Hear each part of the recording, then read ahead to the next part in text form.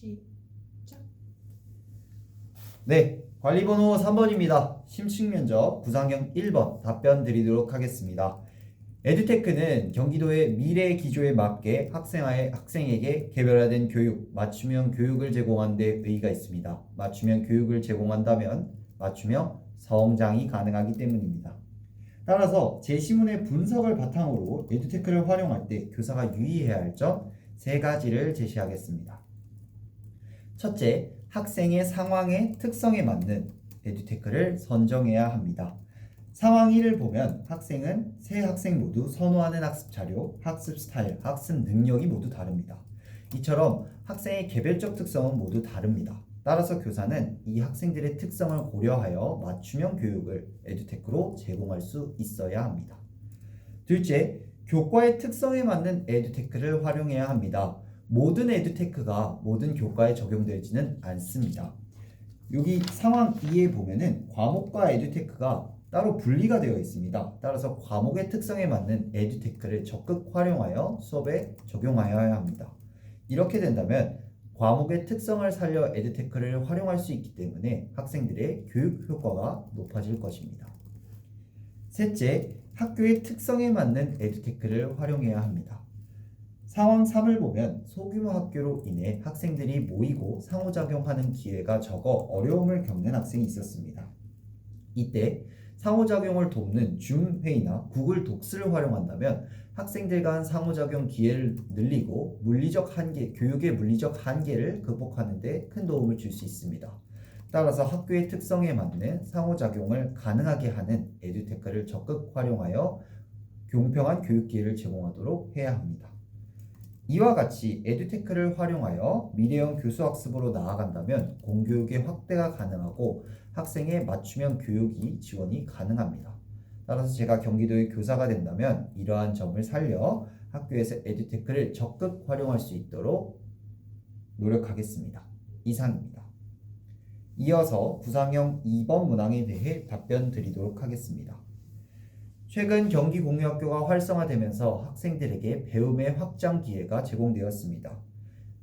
이에 따라 이 제시문의 분석을 통해 시사점을 말씀드리면 지역사회 협력을 통한 공교육 확대 요구가 학교에서 증가되고 있다는 것입니다. 그 이유는 경기공유학교와 같은 지역사회 협력은 학생들에게 다양한 학습 기회를 제공하고 풍부한 학습 경험을 제공하고 나아가 학교에서 경험할 수 없었던 바를 학생들이 경험할 수 있기 때문입니다. 따라서 이를 고려하여 제가 경기공유학교와 연계하고 싶은 교육 방안 3가지를 말씀드리겠습니다. 첫째, 고향의 다이다 학교의 스포츠예술 드림학교와 연계하여 건강 체력 증진을 실시하겠습니다. 고향 다이다 학교의 스포츠예술 드림학교에서는 축구, 농구, 댄스 등 다양한 체육 경험을 가질 수 있습니다. 학생들은 따라서 그 안에서 다양한 체육 활동을 경험해 보면서 건강 체력을 증진하는 데 많은 도움을 얻을 수 있을 것입니다. 둘째, 경기학교 예술창작소와 연계하여 오케스트라를 학기 말 공연하도록 하겠습니다. 예술창작소에서 다양한 악기를 경험해 보는 것은 학교에서 할 수 없는 일입니다. 호른, 바이올린, 첼로 등을 학생들이 경기학교 예술창작소에서 전문 강사님들께 교육을 받고 이를 통해서 학교에서 학생들이 연습을 하고 나아가 지역사회 노인정 같은 데서 공연을 한다면 학생들이 배움을 실천하는 역량까지 기를 수 있을 것입니다.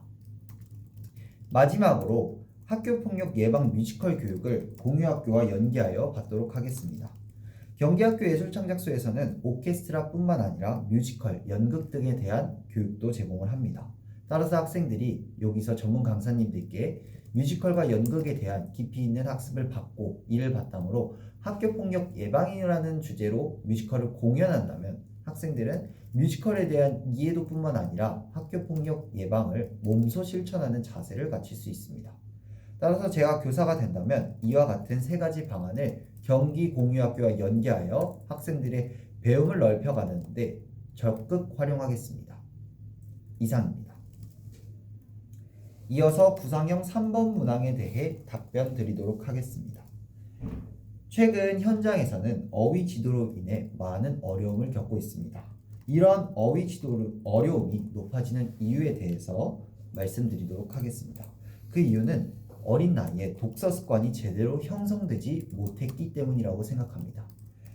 최근 유튜브 컨텐츠나 학생들이 어린 나이부터 디지털 기기를 많이 접하게 됩니다. 유튜브 쇼폼이나 혹은 짧은 영상 등을 학생들이 시청하면서 수동적인 자세로 영상을 시청하게 됩니다. 그러다 보니 집중력이 부족해지고 독서를 할 기회가 줄어든다고 생각합니다.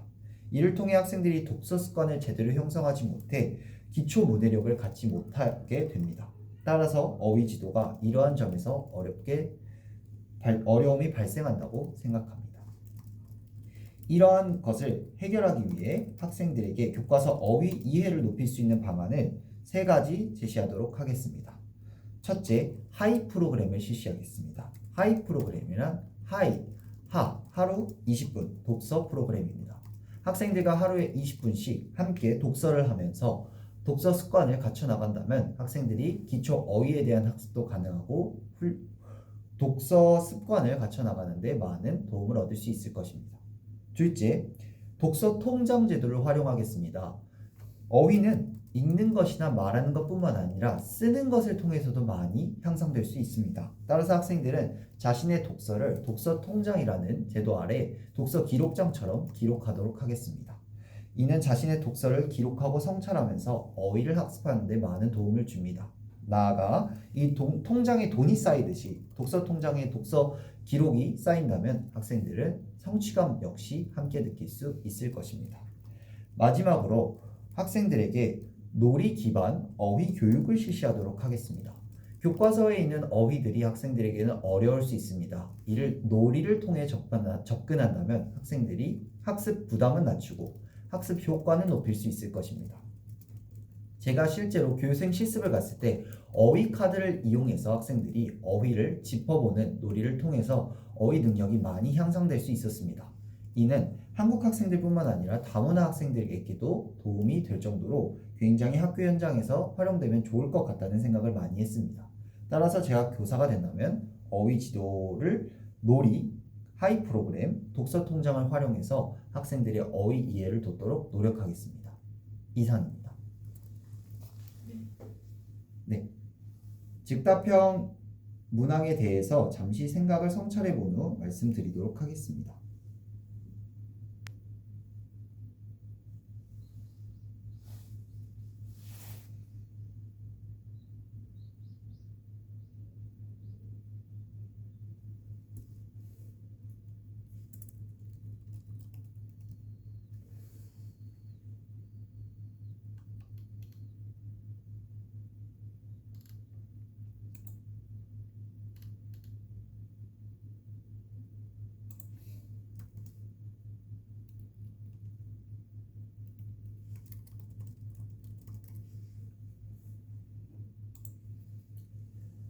네, 직답형 1번 문항에 대해 답변 드리도록 하겠습니다. 제가 신규 발령을 받아 담임이 되었을 때 학부모 총회에서 교사로서 학부모에게 안내드리고 싶은 것은 2가지입니다. 첫째, 학급 운영 방안에 대해서 적극적으로 설명드리도록 하겠습니다. 교사로서 한 1년간 학생들을 어떻게 이끌어 갈 것인지에 대해 학부모님들은 많은 궁금증을 갖고 계십니다. 따라서 학급 운영 계획을 오리엔테이션처럼 PPT로 준비하여 발표드리고 올해 어떤 반을 만들어 갈 것인지에 대한 교육 방안을 학부모님들께 적극적으로 설명드리겠습니다. 이를 통해 학부모는 학교에서 어떤 교육이 이루어지고 있는지를 명확하게 이해하고 학생들의 성장 과정을 함께 교사와 함께 관찰해 나갈 수 있을 것입니다. 둘째, 학부모 참여 기회에 대해 안내 드리도록 하겠습니다. 학부모는 교육의 공동체입니다. 그래서 자녀의 성장을 위해 함께 협력해야 되는 존재입니다. 따라서 교사는 학부모에게 참관 수업이나 혹은 온라인 소통 등을 통해 학교 교육에 함께 참여할 수 있는 방안에 대해 안내 드리겠습니다. 이를 통해 학부모는 안내 기회를 명확하게 이해하고 학교 교육에 함께 참여하면서 교육 공동체의 협력을 이뤄낼 수 있을 것입니다. 학부모와 함께하는 교육 공동체는 학생들의 성장에도 도움이 되고 더 좋은 교육을 실현하는 데 많은 도움을 줍니다. 따라서 제가 신규 교사가 된다면 학부모님께 이러한 2가지 방안을 통해 함께 만드는 교육을 실천해 나가겠습니다. 이상입니다. 즉답형 2번에 대해 잠시 제 수업을 성찰해 본 후 답변 드리도록 하겠습니다.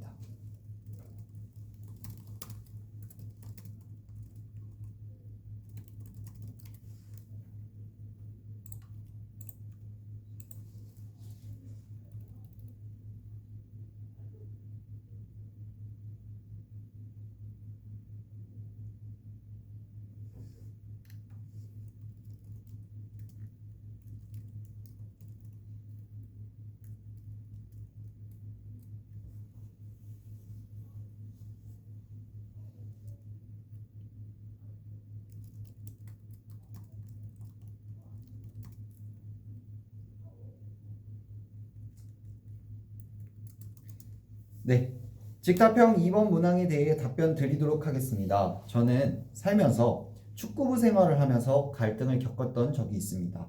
이 갈등을 해결하기 위해 저는 협력적 소통 역량을 발휘하였습니다. 이를 경험을 통해 구체적으로 설명드리겠습니다.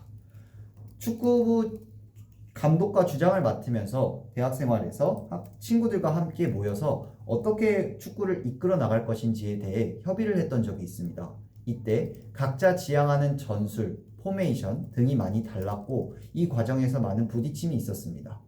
그러나 친구들에게 우리 모두 좋은 의견이니 어떤 특성이 우리에게 더 맞는 것인지 자유롭게 한번 얘기해보자 라는 얘기를 건넨 적이 있습니다. 정기적으로 회의를 하면서 저의 의견은 공통점을 찾아 나갔고 이를 통해 함께 협력적으로 소통하면서 더 좋은 포메이션을 우리에게 맞는 포메이션을 찾아낼 수 있었습니다.